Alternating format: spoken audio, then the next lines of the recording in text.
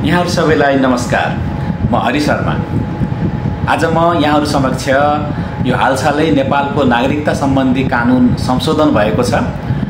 संशोधन भएर नागरिकता प्राप्ति गर्ने विषयमा केही जटिलताहरू थिए।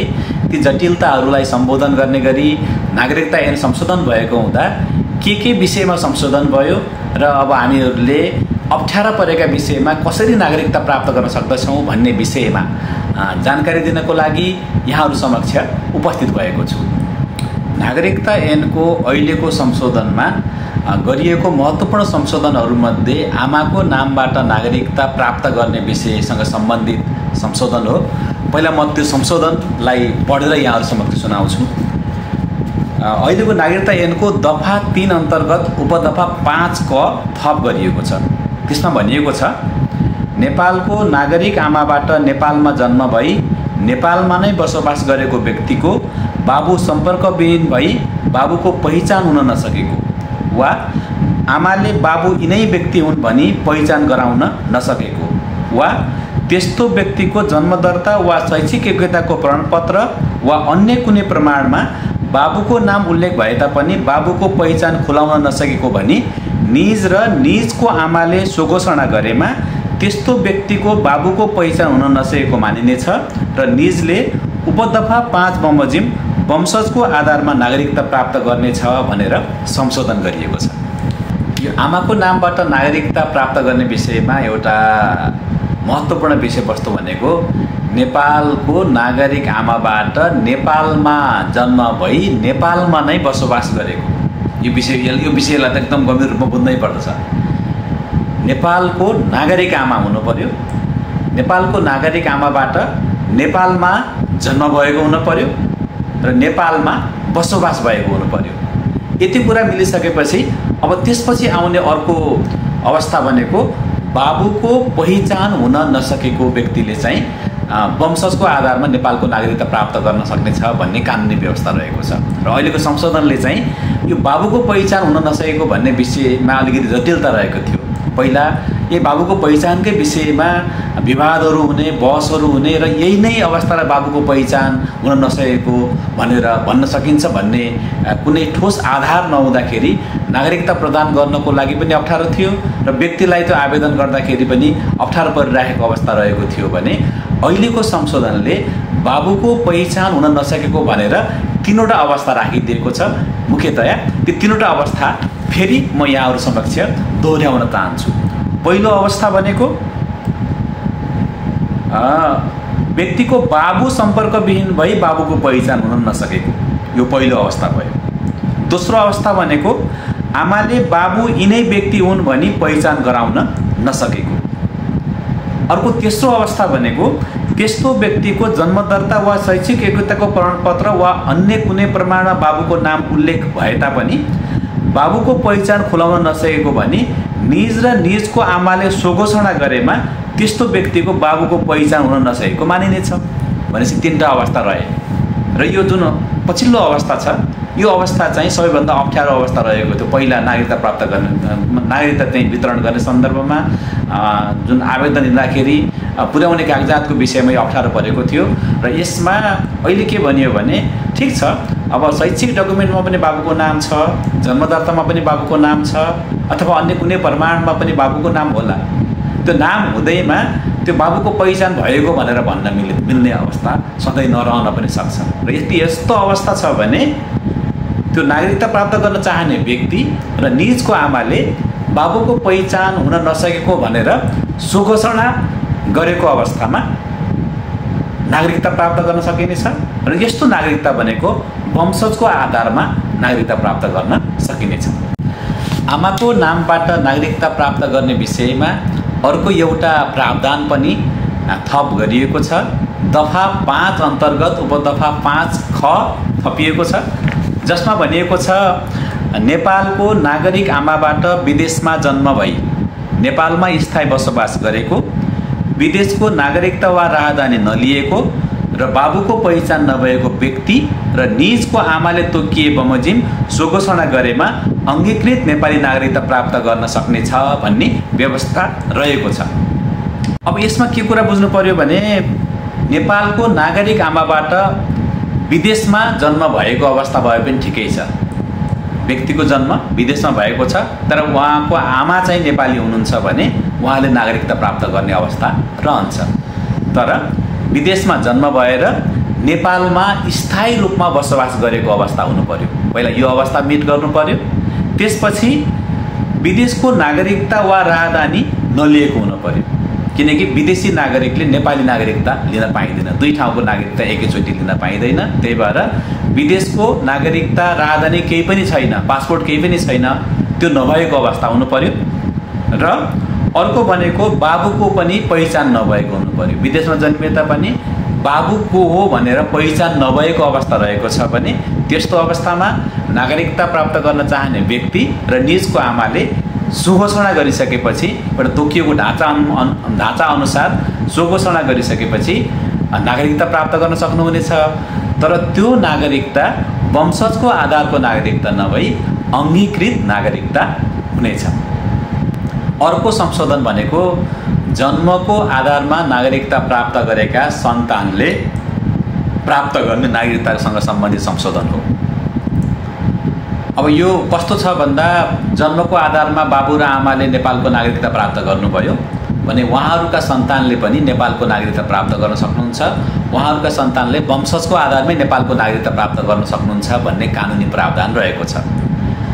तर यहाँ अप्ठ्यारो कहाँनिर पर्यो भने बाबु र आमा दुवैको नागरिकताको प्रमाणपत्र पेश गर्नुपर्ने अवस्था रह्यो। जिल्ला प्रशासन कार्यालय या इलाका प्रशासन कार्यालयमा नागरिकताको लागि आवेदन गर्दाखेरि बाबुको पनि नागरिकता चाहियो, आमाको पनि नागरिकता चाहियो।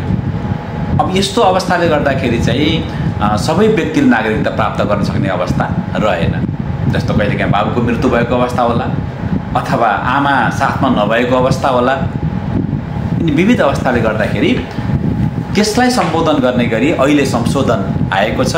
सो संशोधनमा भनिएको छ उपदफा 4 मा जुनसुकै कुरा लेखिएको भए तापनि बाबु वा आमा मध्ये कुनै एकले जन्मको आधारमा नेपालको नागरिकता प्राप्त गरेको र अर्कोको नेपाली नागरिकता प्राप्त गर्नु अगावै मृत्यु भएको वा सम्पर्कविहीन रहेको व्यक्तिको हकमा दफा 5 को उपदफा 5 क बमोजिम हुनेछ भनेको छ। अब दफा 5 को उपदफा 5 क बमोजिम हुनेछ भनेपछि दफा 5 को उपदफा 5 क मा के छ भन्दा यो अहिले त्यसलाई पनि अहिलेको संशोधनले थप गरेर राखिएको हो। त्यसमा भनिएको छ दफा 3 को उपदफा 4 क बमोजिमको व्यक्तिले सो बमोजिमको सुघोषणा गरेमा तोकिए बमोजिम अङ्गीकृत नागरिकता प्राप्त गर्न सक्नेछ। अब यसमा अलिक बुझ्नुपर्ने कुरा रह्यो। के रह्यो भने यदि जन्मको आधारमा नागरिकता प्राप्त गरेका सन्तानले बाबुको र आमाको दुवैको नागरिकता पेश गर्न सक्ने अवस्था रहेको छ भने उहाँहरूले वंशजको आधारमा नेपालको नागरिकता प्राप्त गर्न सक्नुहुनेछ। यो एकदम बुझ्नुपर्ने कुरा। बाबुको पनि नागरिकता छ, आमाको पनि नागरिकता छ भने उहाँहरूको सन्तानले वंशजको आधारमा नेपालको नागरिकता प्राप्त गर्न सक्नुहुन्छ। तर अर्को अवस्था कस्तो भयो भने बाबुको नागरिकता साथमा छैन, बाबुको मृत्यु भइसकेको अवस्था होला अथवा सम्पर्कमा नरहेको अवस्था होला, आमाको मात्र नागरिकता छ अथवा कहिलेकाहीँ बाबुको मात्र नागरिकता छ, कहिलेकाहीँ आमाको मात्र नागरिकता छ। त्यस्तो अवस्था रह्यो भने दुवैको नागरिकता पेश गर्न सक्ने अवस्था रहेन भने उहाँहरूले चाहिँ अब यो वंशजको नागरिकता होइन कि अङ्गीकृत नागरिकता प्राप्त गर्ने प्रावधान अहिलेको कानुनले ल्याएको छ र त्यसमा पनि सुघोषणा गर्नुपर्ने अवस्था रहेको छ। यसलाई मैले अलि सजिलोसँग फेरि भन्न चाहन्छु। जन्मको आधारमा नागरिकता प्राप्त गरेका सन्तानको हकमा बाबु र आमा दुवैको नागरिकता पेश गर्न सक्ने अवस्था रहेको छ भने वंशजको आधारमा नागरिकता प्राप्त गर्न सकिनेछ र त्यो नागरिकता प्राप्त गर्न त्यति जटिलता पनि छैन। त्यो प्राप्त गरिराख्नु भएकै अवस्था छ। तर अर्को अवस्था भनेको बाबु वा आमा मध्ये एकजनाको मात्रै जन्मको आधारको नेपालको नागरिकता छ, कि बाबुको नागरिकता छ कि आमाको मात्रै नागरिकता छ, दुवैजनाको नागरिकता छैन। त्यस्तो अवस्था रहेको छ भने त्यस्तो व्यक्तिको सन्तानले पनि नागरिकता त प्राप्त गर्न सक्नुहुन्छ। तर सो नागरिकता वंशजको आधारको नागरिकता नभई अङ्गीकृत नागरिकता हुनेछ। र यसमा तोकिए बमोजिमको सुघोषणा पनि गर्नुपर्ने व्यवस्था गरेको छ। अहिलेको नागरिकतासँग सम्बन्धित ऐनको संशोधनमा दफा 8 क को उपदफा 1 क थप गरिएको छ। त्यसमा भनिएको छ कि कुनै व्यक्तिले नागरिकताको प्रमाणपत्रमा आमा वा बाबु मध्ये कुनै एकको नाम, थर र ठेगाना उल्लेख गर्न नचाहेको भनी निवेदन दिएमा त्यस्तो व्यक्तिलाई दिइने नेपाली नागरिकताको प्रमाणपत्रमा निजले उल्लेख गर्न नचाहेको आमा वा बाबुको नाम, थर र ठेगाना उल्लेख नगरी दिनुपर्नेछ। भनेपछि यो संशोधनले एउटा महत्त्वपूर्ण कुरा के राखिदियो भने कुनै व्यक्तिले नागरिकताको प्रमाणपत्र लिँदाखेरि त्यो नागरिकताको प्रमाणपत्रमा मैले बाबुको नाम, थर र ठेगाना राख्दिनँ, आमाको नाम, थर र ठेगाना मात्रै राखेर नागरिकता लिन चाहन्छु भनेर निवेदन दिएको अवस्थामा आमाको नाम, थर वा ठेगाना मात्रै राखेर नागरिकता पनि प्राप्त गर्न सकियो। अथवा मैले मेरो नागरिकताको प्रमाणपत्रमा आमाको नाम, थर र ठेगाना राख्दिनँ, मैले बाबुको मात्रै नाम, थर र ठेगाना राखेर नागरिकताको प्रमाणपत्र लिन चाहन्छु भनेर निवेदन दिएको अवस्थामा आमाको नाम, थर केही पनि नराखेर बाबुको मात्रै नाम, थर राखेर नागरिकता लिन सक्ने एउटा यो पनि संशोधन गरेको छ। यो नाबालक परिचय पत्रसँग सम्बन्धित एउटा व्यवस्था संशोधन गरेर राखिएको छ। मूल ऐनमा दफा 22 क थप गरेर नाबालक परिचय पत्र प्राप्त गर्दाखेरि जुन अप्ठ्यारो थियो त्यसलाई पनि सम्बोधन गरिएको छ यसमा। र यसमा भनिएको छ कि बाबु वा आमा मध्ये एकजना नेपाली नागरिक रहेको वा दफा 8 को उपदफा 1 को खण्ड ग बमोजिमको नाबालकलाई दफा 20 बमोजिमको अधिकारीले तोकिएको ढाँचामा नाबालक परिचय पत्र प्रदान गर्नेछ भन्ने यो व्यवस्था गरिएको छ संशोधन गरिएर। अब यसमा के बुझ्नु पर्यो भने बाबु र आमा दुईटै नेपालको नागरिक हुनुहुन्छ, उहाँहरूको बाबुको पनि नेपालको नागरिकता छ, आमाको पनि नेपालको नागरिकता छ भने त नाबालक परिचय पत्र प्राप्त गर्नलाई केही पनि समस्या रहेन। तर अब यो संशोधनले के सजिलो बनाइदियो भने बाबु वा आमा मध्ये अब यो एकजना नेपालको नागरिक रहेको अवस्थामा पनि नाबालक परिचय पत्र प्राप्त गर्न सकिनेछ। एकजना बाबु मात्रै नेपालको नागरिक भए पनि भयो, आमा मात्रै नेपालको नागरिक भएको अवस्था छ भने पनि त्यस्तो अवस्थामा नाबालक परिचय पत्र प्राप्त गर्न सकिनेछ। एउटा यो र गर्यो।